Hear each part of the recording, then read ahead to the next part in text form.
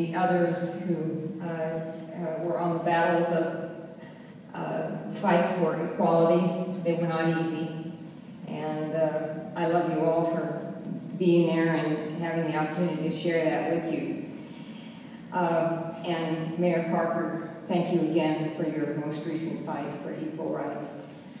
Some of us who no longer live in Houston were watching very carefully, and it was painful to watch. But it was also a feeling that it's not the first time. And, you know, as like Mayor Fred Hoffine said, we're on the winning side of history. We'll get there, but, you know, it still doesn't mean that it hurts. It doesn't hurt, sorry. It also brought back a special memory of standing on the steps of City Hall in 38 years ago, as you pointed out, in front of a very large crowd. And in this instant, we were trying to salvage the office of the Women's Advocate. No woman had ever been elected to city government at the time, and Mayor Fred Hoffine had created this office to give us some foothold in the system, and it worked. Today we have Mayor Anise Parker, the second woman who has served as mayor of Houston. We have many women who have served on city council. Ellen Cohen, who is currently serving and used to be the director of the Houston Area Women's Center. Wonderful to see you.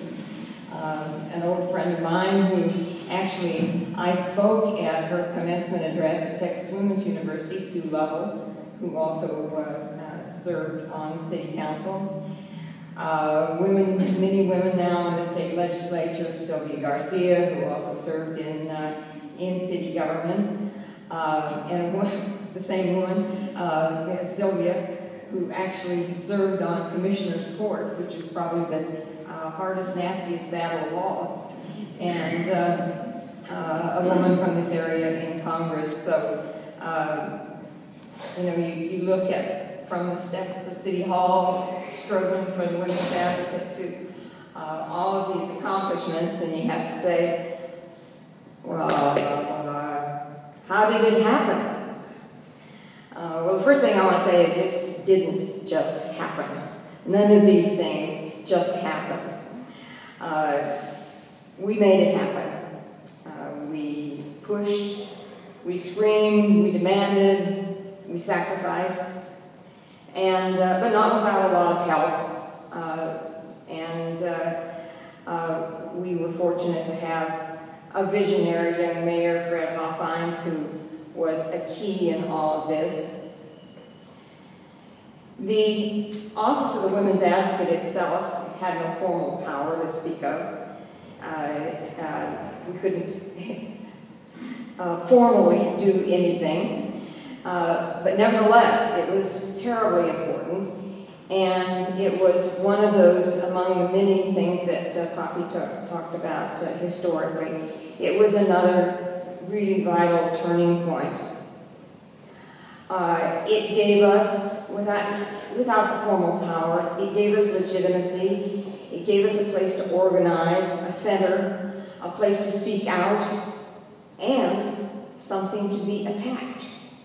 Now, you may think, well, that's rather strange, but as a matter of fact, the attack on the Women's Advocate was a mobilizing force in this city.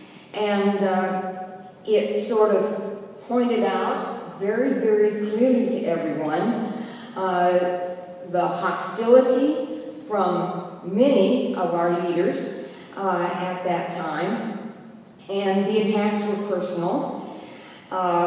One of the best things they ever did for us was to reduce the salary of the Women's Advocate to $1 a year. Now, don't you think women felt that? They knew what that meant. They knew that was putting us in our place.